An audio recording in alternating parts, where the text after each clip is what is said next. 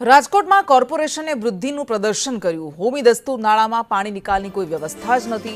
વરસાદી પાણીના નિકાલ માટે કોઈ પણ વ્યવસ્થા કરવામાં આવી નથી।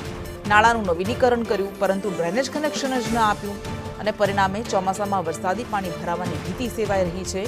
મનપાની બેદરકારીને લઈને કોંગ્રેસ દ્વારા આરોપ લગાવવામાં આવ્યા। મનપાએ 4 કરોડના ખર્ચે આ નાળું બનાવ્યું।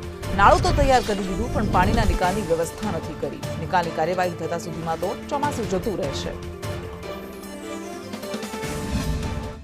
ખાસ કરીને આપણે જોઈએ તો રાજકોટ મ્યુનિસિપલ કોર્પોરેશનના તજજ્ઞ એન્જિનિયરો છે એ એન્જિનિયરો ખરેખર આ લોકોને ઘર ભેગા કરવા જોઈએ કે આ નાલું તૈયાર થઈ ગયું છે પણ પાણીની વ્યવસ્થા માટે સ્ટ્રોંગ વોટરની જે મોટરો આવી જોઈએ એ આવી નથી અને એ લોકોની અત્યારે હવે ખબર પડી કે હવે વરસાદ આવી ગયો છે, ચોમાસું ચાલુ થઈ ગયું છે, નાલું તૈયાર થઈ ગયું છે પણ એ લોકો સ્ટ્રોંગ વોટર જે પાણીનો નિકાલ માટે વ્યવસ્થા હોવી જોઈએ એ વ્યવસ્થાની હવે એને ખબર પડી એટલે હવે એ લોકો વ્યવસ્થા માટે બીજો ટેન્ડર કરશે અને એ ટેન્ડર દરમિયાન ચોમાસું વયું જશે અને લોકોની હાલાકી આમનામ રહેવાની છે અને લોકો આમાં હેરાન પરેશાન વરસાદના પાણીના હિસાબે થશે।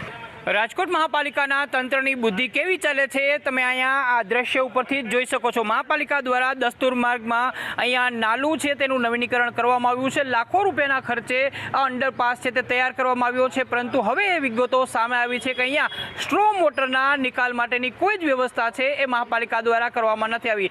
નાલું તો તૈયાર થઈ ગયું છે પરંતુ આ વિક્ષેપ સામે આવતા જ આ નાલાનું જે ઉદ્ઘાટન છે, લોકાર્પણ છે અટકી ગયું છે। હવે મહાપાલિકાના તંત્રવાહકો છે તેમને ટેન્ડર બહાર પાડ્યા છે અને સ્ટ્રોમ વોટરના નિકાલ માટે મોટર મૂકવા સહિતની વ્યવસ્થાઓ છે એ કરવાની શરૂ કરી છે પરંતુ સવાલ એ છે કે ચોમાસું અત્યારે શરૂ થઈ ગયું છે અને આ વ્યવસ્થા થતાં જ ચોમાસું પૂરું થઈ જશે અને અહીંયા આસપાસના લોકો છે એમના માટે મિની સ્વિમિંગ પુલ બની જશે એ પ્રકારની સ્થિતિ છે તે ચોમાસામાં સર્જાવાની છે। ત્યારે લોકો ચોક્કસ સવાલ ઉઠાવી રહ્યા છે કે મહાપાલિકાના તંત્રની બુદ્ધિ જ્યારે કામ શરૂ કરાય છે ત્યારે ક્યાં જાય છે।